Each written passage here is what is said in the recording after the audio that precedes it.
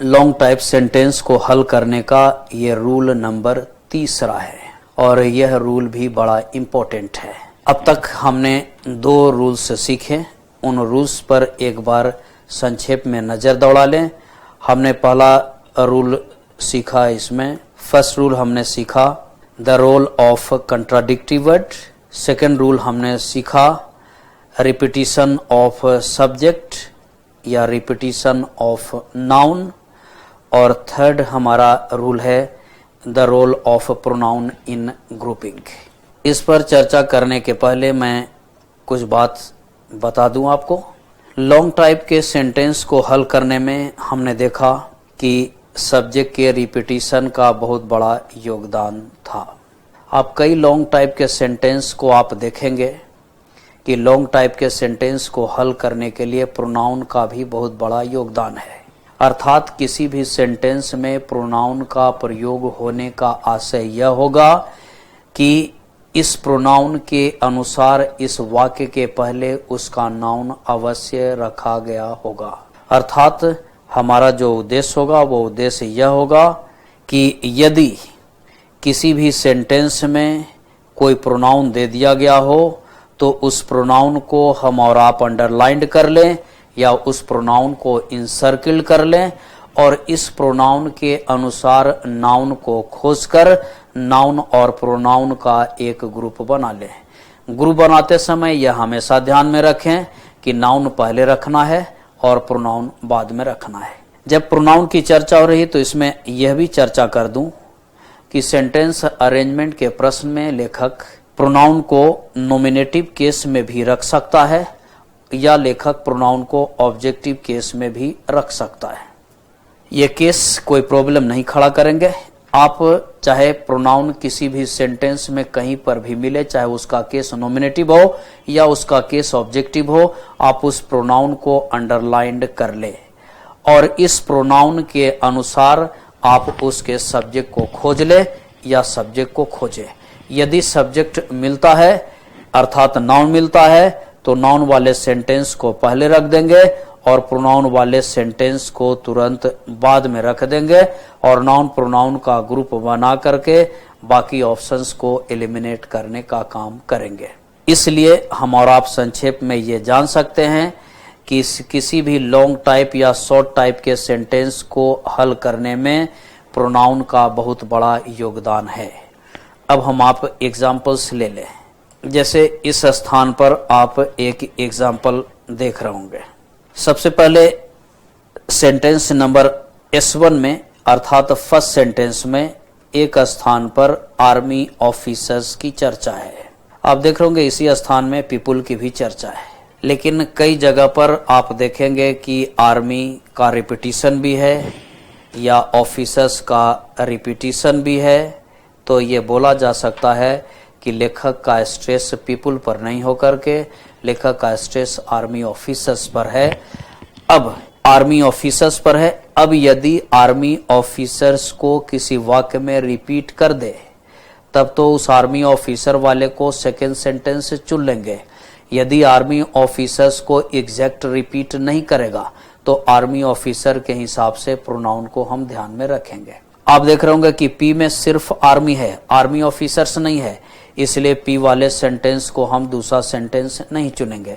आप Q number में देख रहे होंगे कि केवल ऑफिसर्स लिखा हुआ है, आर्मी ऑफिसर्स नहीं है, इसलिए क्यू वाले को भी हम सेकेंड सेंटेंस के रूप में नहीं चुनेंगे। अब इसका मतलब है कि आर्मी ऑफिसर के रूप में अब हमें प्रोनाउन को चुनना चाहिए।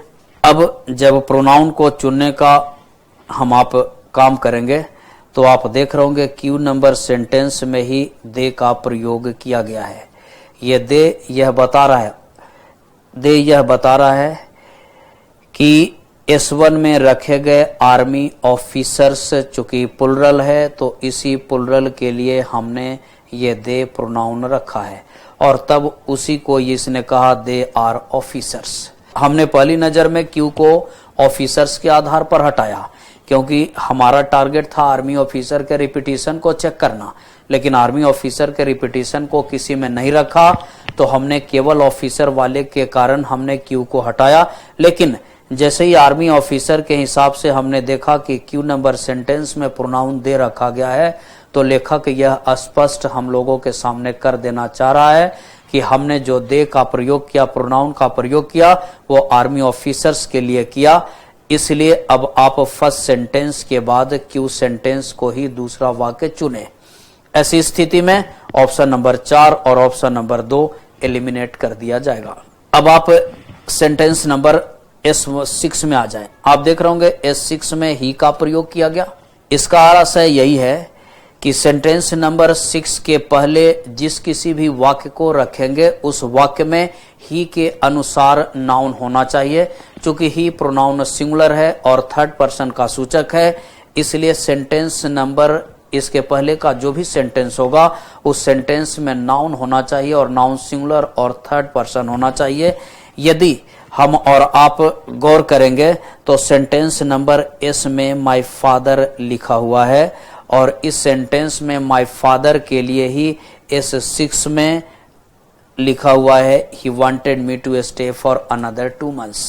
अर्थात ये बोला जाएगा कि S और S6 का एक ग्रुप बनेगा, या इसे यह बोला जा सकता है कि S6 के पहले या अंतिम सेंटेंस के पहले S सेंटेंस को रखना है। अर्थात P, Q, R और S में से S से यह सेंटेंस लास्ट होगा, Q से प्रारंभ होगा, S से लास्ट होगा। ऐसा ऑप्शन है हमारे पास 3 नंबर। दोबारा इसको फिर एक बार थोड़ा धीरे करके बता दें। सबसे पहले हमने क्या किया कि नियम हमने सीखा है कि नाउन के रिपीटिशन के बारे में। तो सबसे पहले हमारा जोर एक नजर पीपुल पर दौड़ाया, देखा कि पीपुल किसी भी जगह पर नहीं है। तो हमने क्या किया कि आर्मी ऑफिसर्स को ऑब्जेक्ट को हमने रखा। हमने आर्मी ऑफिसर्स को ही ऑब्जेक्ट क्यों माना? क्योंकि आप देख रहे होंगे कि फर्स्ट सेंटेंस के अंत में अनड्यूली हार्श जो वर्ड है वो हार्श वर्ड एडजेक्टिव है, और एडजेक्टिव होने के कारण लेखक का स्ट्रेस तो पीपुल पर होना चाहिए था, लेकिन लेखक ने पीपुल पर स्ट्रेस न दे करके आर्मी ऑफिसर्स पर स्ट्रेस दिया। कैसे स्ट्रेस दिया? क्योंकि आर्मी ऑफिसर्स या आर्मी का चर्चा लेखक ने कई सेंटेंस में किया। इसका मतलब कि चर्चा करने का आशय है कि लेखक का जोर इसी पर है। तो अब क्या किया कि आर्मी ऑफिसर को खोजना स्टार्ट किया। देखा कि आर्मी ऑफिसर एक साथ नहीं है। P में आर्मी लिखा हुआ है और Q में सिर्फ ऑफिसर्स लिखा हुआ है। ऑफिसर्स में तो बहुत सारे ऑफिसर्स हो सकते हैं, लेकिन आर्मी ऑफिसर्स ये नहीं बोला जा सकता। इसलिए जब नाउन के रिपीटिशन का नियम हमारा फेल हुआ तो हमारा टारगेट शिफ्ट हुआ प्रोनाउन के ऊपर, और आर्मी ऑफिसर्स प्लुरल था, इसलिए प्रोनाउन भी हमने प्लुरल लिया और प्लुरल उसके लिए हमने लिया दे। और दे लेने के बाद हमारा सेंटेंस Q से प्रारंभ होना चाहिए। ऐसा 2 ऑप्शंस हमारे पास था, 1 और 3। पुनः जब हमने S6 पर नजर दौड़ाया तो S6 के प्रारंभ में भी प्रोनाउन के रूप में ही को रखा गया। तो दिमाग में एक बार फिर यह दौड़ा लिया कि ही आने का आशय है कि S6 के पहले, अर्थात इस 6ठा नंबर सेंटेंस के पहले 5वां जिस किसी भी सेंटेंस को चुनेंगे उस सेंटेंस में ही के अनुसार नाउन होना चाहिए। हमने बाकी सेंटेंस को गौर करके देखा जिसमें ही का प्रयोग सिर्फ फादर को छोड़ करके बाकी किसी के लिए नहीं किया गया था। इसलिए हमने क्या किया कि नाउन को पहले रखा और प्रोनाउन को तुरंत बाद में रखा। अर्थात S को पहले रखा, S6 को तुरंत बाद में रखा, S को 5वां बनाया और S6 6ठा बनाया, और इसलिए हमने आंसर के रूप में 3 नंबर को चुना। जैसे आप इस सेंटेंस को भी देख लें। सेंटेंस नंबर एग्जाम्पल नंबर 2 के सेंटेंस नंबर 1 में आप देख रहे होंगे कि बॉय के बारे में चर्चा है और इसके अंत में वर्ल्ड भी नाउन है, शुरू में भी नाउन है और अंत में भी नाउन है। लेकिन अंत में रखे गए नाउन की चर्चा किसी भी सेंटेंस में नहीं है, लेकिन बॉय के अनुसार से सेंटेंस में ही का प्रयोग कई जगह देखने को मिल रहा है। इसका मतलब है कि लेखक का आशय वर्ल्ड पर नहीं है, लेखक का आशय, लेखक का स्ट्रेस बॉय पर है, और इसलिए यदि बॉय को किसी वाक्य में रिपीट कर दिया जाता तो बॉय वाले को सेकेंड सेंटेंस चुन लेते हैं, लेकिन इस तरह का रिपीटिशन नहीं है। इसलिए अब हमारी जो जोर होगी वो प्रोनाउन पर रहेगी। आए अब इस सवाल को जरा तेजी से बनाने के लिए ध्यान में रखें कि हमें क्या करना चाहिए। जैसे सेंटेंस नंबर क्यू में भी आप एक और प्रोनाउन देख रहे होंगे, देम को। इस सेंटेंस में कुल प्रोनाउन की संख्या आप देख रहे होंगे कि क्यू में ही भी है, क्यू में देम भी है। आप प्रोनाउन देख रहे होंगे कि एस में ही है। यदि देम को आधार बना लिया जाए, क्योंकि दो दो स्थान पर ही है, तो या तो सेंटेंस हमारा प्रारंभ होना चाहिए एस से या फिर किसी और से। लेकिन एक बार हम आप देख लें कि जैसे ही क्यू नंबर सेंटेंस पर हम आप पहुंचेंगे तो क्यू नंबर में देम लिखा गया है, और देम आने का मतलब होगा कि इसके ठीक पहले जिस किसी भी वाक्य को रखा जाए उस वाक्य में देम के अनुसार नाउन का प्रयोग होना चाहिए। आर नंबर सेंटेंस में पेरेंट्स दिया गया है, और पेरेंट्स देने का मतलब है कि लेखक यह दर्शा रहा है कि हमने पेरेंट्स के लिए ही देम को रखा है। इसका मतलब है कि आप आर और क्यू का एक ग्रुप बनाएं। आर में पेरेंट्स है और क्यू में देम पेरेंट्स के अनुसार रखा गया। भले ही क्यू में देम का केस ऑब्जेक्टिव हो, उससे कोई लेना देना नहीं है, बस नाउन और उसके अनुसार प्रोनाउन होना चाहिए, केस उसका नॉमिनेटिव हो या केस उसका ऑब्जेक्टिव हो। आर क्यू का ग्रुप जब बनाएंगे तो ऐसा ग्रुप हमारे पास है, एक ऑप्शन नंबर केवल 4।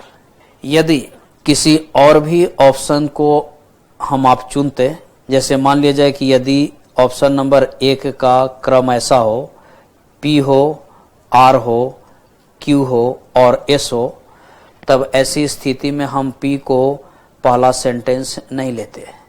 आर क्यू का ग्रुप इसमें भी होगा, आर क्यू का ग्रुप इसमें भी होगा, लेकिन पी को हम क्यों नहीं चुनते?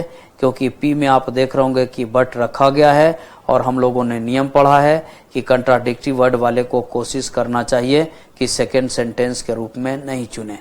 इसलिए यदि फर्स्ट ऑप्शन में भी यदि हमारा ऑप्शन इस प्रकार होता पी आर क्यू एस, तो भी हम इसे पहला इसी आंसर के रूप में नहीं चुनते, क्योंकि फर्स्ट सेंटेंस का प्रारंभ पी से है और पी में बट एक कंट्राडिक्टरी वर्ड है, जिसे सेकेंड सेंटेंस के रूप में नहीं चुनना चाहिए जब तक यह फर्स्ट सेंटेंस का अपोजिट न कर दे।